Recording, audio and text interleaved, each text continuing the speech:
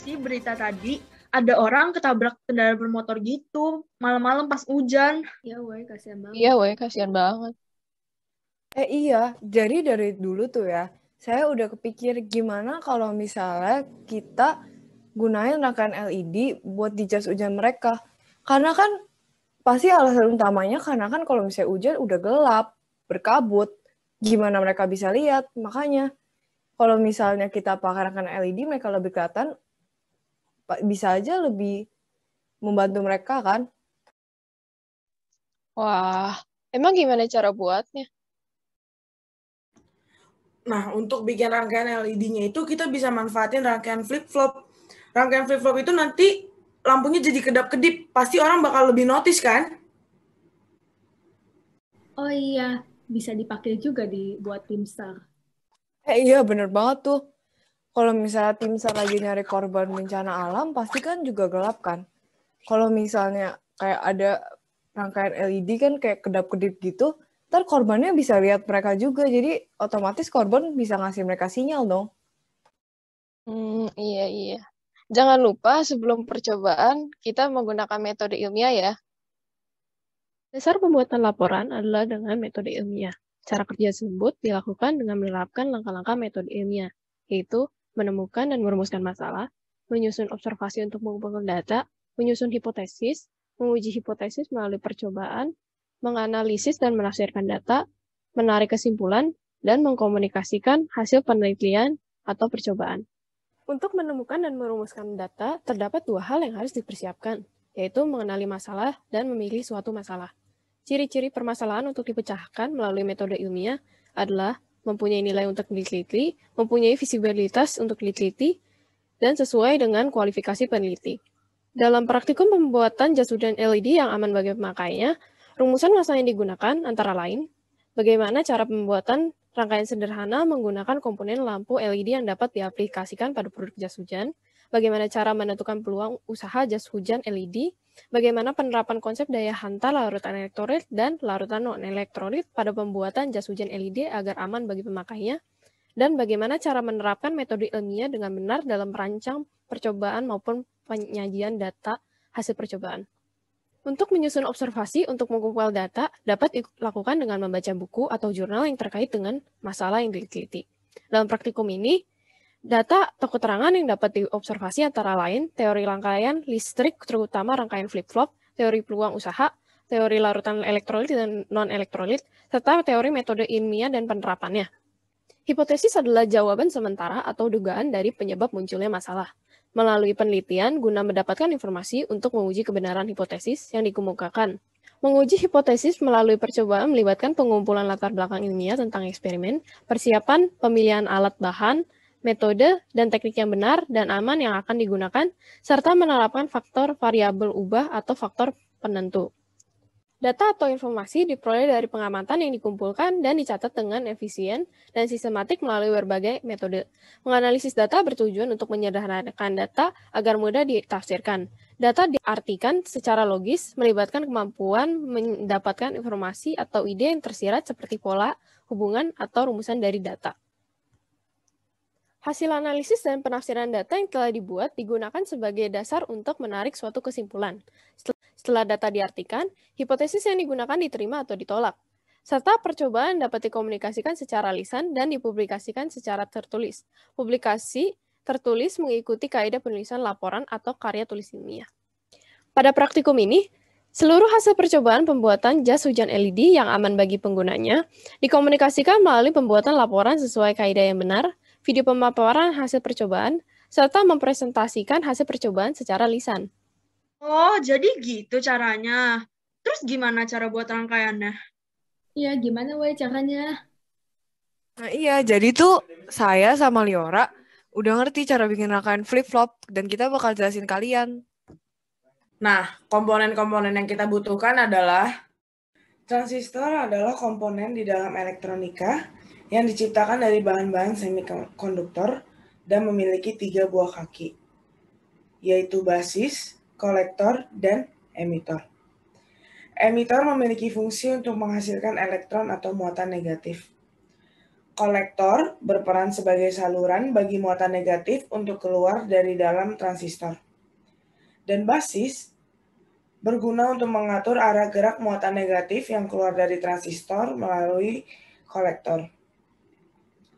Fungsi dari transistor sendiri adalah memperkuat arus listrik yang masuk ke dalam rangkaian. Kapasitor adalah sebuah benda yang dapat menyimpan muatan listrik dan dapat menyalurkannya kembali.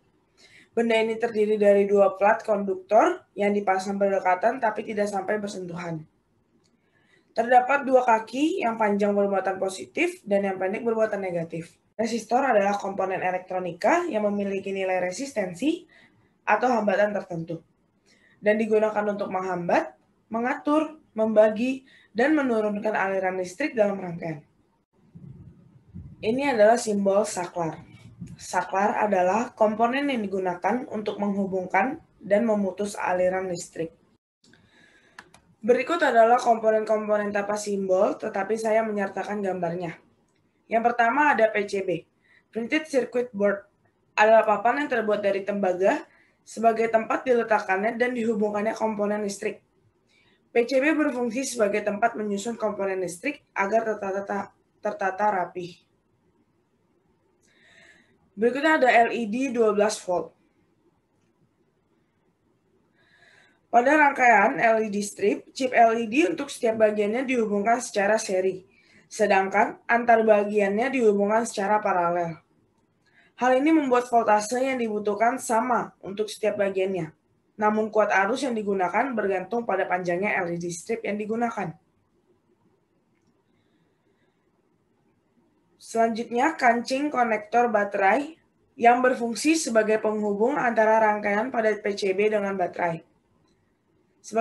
Sebagaimana kita ketahui, baterai berfungsi sebagai sumber energi listrik yang dialirkan ke dalam rangkaian listrik. Dan kabel sebagai media rambatnya arus listrik. Selanjutnya, saya akan menjelaskan bagaimana kronologi yang terjadi pada rangkaian flip-flop sehingga LED strip dapat menyala secara bergantian. Pertama-tama, arus listrik mengalir dari baterai yang merupakan sumber energi listrik. Arus ini melewati resistor hingga mengisi kapasitor. Kapasitor yang terisi penuh terlebih dahulu akan mengeluarkan muatannya pertama kali.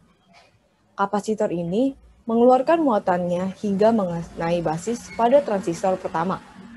Jika muatan dikeluarkan kapasitor ini sesuai yang diperlukan basis dalam mengaktifkan transistor pertama, maka transistor 1 ini dalam keadaan on atau menyala, sehingga arus diperbolehkan melewati kolektor ke emitor.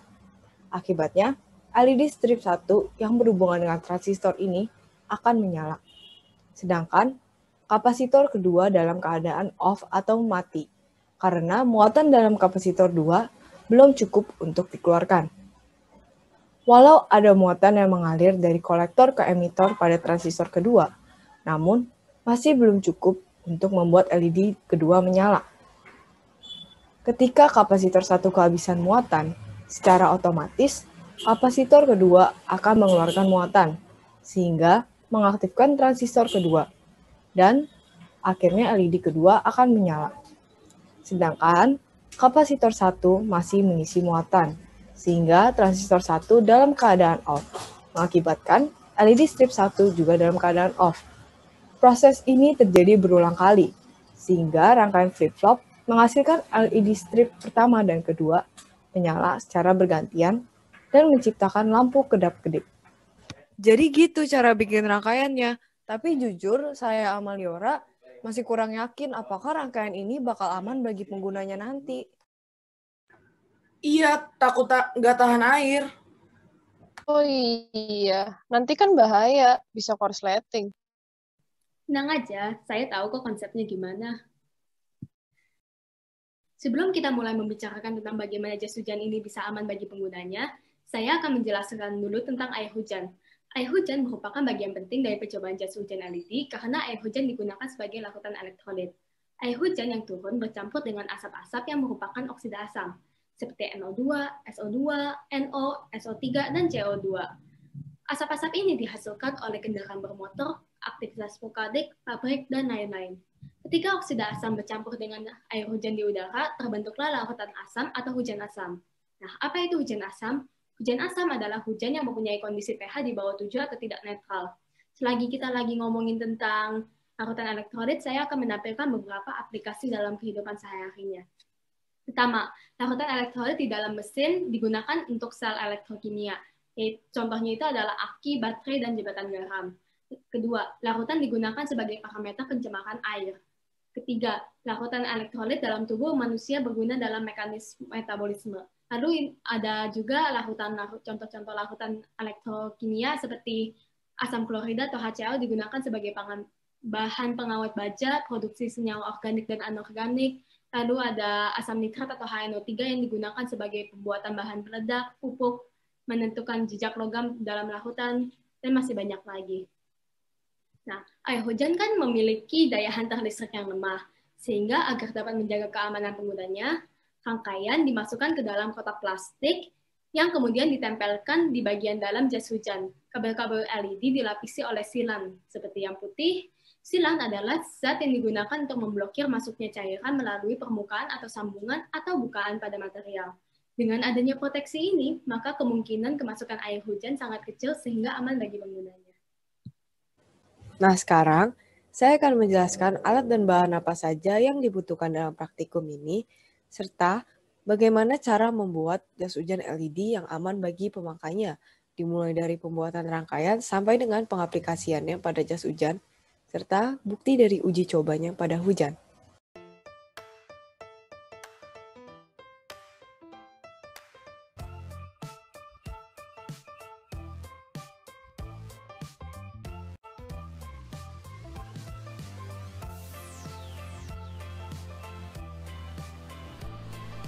Pertama-tama, susun komponen rangkaian yaitu transistor, kapasitor, dan resistor pada PCB sesuai dengan skema rangkaian.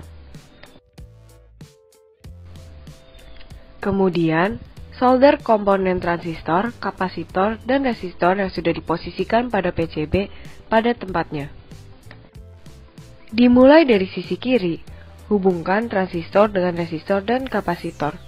Transistor pada sisi kiri dihubungkan dengan kapasitor pada sisi kanan. Selanjutnya, lakukan hal yang sama pada sisi kanan. Hubungkan transistor dengan resistor dan kapasitor. Perhatikan bahwa transistor pada sisi kanan dihubungkan dengan kapasitor pada sisi kiri, sesuai dengan skema rangkaian. Pada langkah kelima, sambungkan klip konektor baterai ke rangkaian. Sambungkan transistor pada sisi kiri dengan transistor pada sisi kanan menggunakan bantuan kawat, timah, dan juga solder. Kemudian, sambungkan rangkaian bawah tersebut ke terminal negatif klip konektor baterai. Kemudian, sambungkan bagian atas rangkaian yaitu LED strip putih, resistor pada sisi kiri, resistor pada sisi kanan, serta LED strip merah dengan saklar. Sambungkan kabel pada sisi kiri rangkaian ke LED strip putih. Kemudian, sambungkan kabel pada sisi sebelah kanan rangkaian kepada LED strip merah. Kemudian, hubungkan kancing konektor baterai dengan sumber energi listrik, yaitu baterai. Apabila rangkaian tidak menyala, periksa kembali apakah rangkaian sudah tersusun sesuai dengan skema rangkaian. Apabila rangkaian sudah dapat menyala, maka potong PCB menjadi ukuran lebih kecil, agar ukurannya sesuai dengan kebutuhan rangkaian komponen.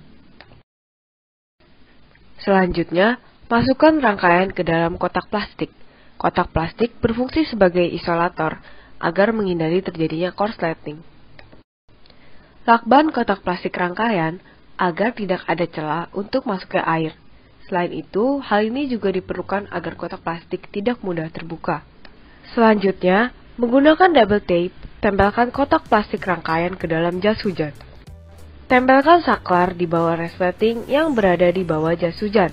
Kemudian, tempelkan rangkaian LED ke jas hujan sesuai dengan desain yang telah ditentukan. Sambungkan masing-masing LED strip menggunakan timah, solder, kawat, dan juga kabel. Selanjutnya, lapisi seluruh rangkaian listrik dan rangkaian LED ini menggunakan silen. Hal ini berfungsi agar mencegah masuknya air dan terjadi korsleting. Berikut adalah hasil dari praktikum pembuatan jas hujan LED yang aman bagi pemakainya. Oh, jadi gitu ya? Udah pasti aman dong, nggak akan korslet. Berarti caranya gimana ya biar kita bisa pasarin untuk dijual ke semua kalangan? Nah, gampang. Kalau itu saya punya cara terbaiknya. Sekarang, saya akan menjelaskan tentang peluang usaha jas hujan LED dari dua kemungkinan yang ada, yaitu memproduksi sejumlah 100 jas hujan LED atau 1000 jas hujan LED per bulannya. Langkah pertama adalah dengan menghitung modal alat bahan untuk memproduksi satu jas hujan LED, sehingga dihasilkan Rp236.700. Selanjutnya dihitung modal untuk memproduksi jas hujan LED sebanyak 1000 buah diperlukan Rp100.424.750. Modal untuk membayar gaji pekerja. Untuk 100 jas hujan LED diperlukan 10 pekerja. Per orang 5 juta, sehingga per bulannya perlu 50 juta. Sedang 100 jas hujan perlu 5 juta per bulan. Modal untuk biaya listrik juga perlu dihitung, yaitu 1000 jas hujan diperlukan 14 alat elektronik dengan jumlah 1378 watt, dan 100 jas hujan perlu sebanyak 452 watt, dan perharinya dipakai selama 8 jam. Selanjutnya, perlu mengetahui kapasitas daya untuk mengetahui tipe golongan PLN. Kapasitas daya dikali koefisien rata-rata dihasilkan daya. Sehingga kapasitas daya dikali 0,8 hasilnya 1378 watt. Dan kapasitas daya menjadi 1722,5 volt ampere untuk 1000 jas hujan. Sedangkan untuk 100 jas hujan kapasitas dayanya adalah 540 volt ampere. Untuk menghitung biaya listriknya, 1000 jas hujan masuk ke R1 TR 1301 sampai 2200 volt ampere, sehingga 1378 watt dikali 8 jam dihasilkan 11.024 watt hour. Dijadikan kilowatt hour, pemakaian dalam 30 hari dikali 26 hari karena pekerja masuk selama 26 hari. Lalu pengeluarannya dikali Rp1.400 sesuai dengan golongan PLN. Lalu 100 jas hujan masuk ke golongan R1M TR 450 sampai 900 volt ampere. 452 watt dikali 8 jam sehingga dihasilkan 3.616 watt hour, dijadikan kilowatt hour dikali 26 hari, lalu total pengeluarannya dikali Rp1.352 sesuai dengan golongan PLN sehingga dihasilkan Rp127.109. Hitung total modal dengan menambahkan modal gaji pekerja, listrik, dan alat bahan. Untuk keuntungan bisa dicari dengan mengurangi hasil penjualan dan modal, yaitu 1000 jas hujan dihasilkan 300 juta dikurangi 100 juta. Rp424.750 menghasilkan keuntungan sebesar Rp140.162.311, lalu dibagi dengan 1000 untuk mengetahui keuntungan per jas hujannya sebagai perbandingan. Sehingga untuk 1000 jas hujan untungnya Rp149.162 dan yang 100 jas hujan untungnya Rp12.028. Dapat disimpulkan bahwa lebih menguntungkan memproduksi jas hujan LED secara massal sebanyak 1000 buah per bulannya. Nah, menurut saya produk ini udah matang sih buat sampai ke publik. Pertama, kita udah ngerti kalau misalnya pembuatan produk ini dalam praktikum harus dilaksanakan berdasarkan metode ilmiah yang sistematis. Terus kita juga udah tahu apa aja komponen-komponen yang diperluin dalam pembuatan rangkaian LED ini. Dan kita juga udah mengerti bagaimana cara membuat rangkaian LED ini untuk diaplikasikan kepada jas hujannya. Iya, dan produk ini kan juga udah pasti aman untuk digunakan oleh masyarakat. Lagi kita udah tahu gimana cara untuk memasarkan dengan peluang usaha untuk produk ini dengan baik agar bisa dipakai untuk publik. Dan semoga jas hujan LED ini berguna ya buat orang-orang di jalan agar aman dan terlihat oleh kendaraan bermotor sehingga mengurangi angka kecelakaan. Sekian dan terima kasih. Terima kasih.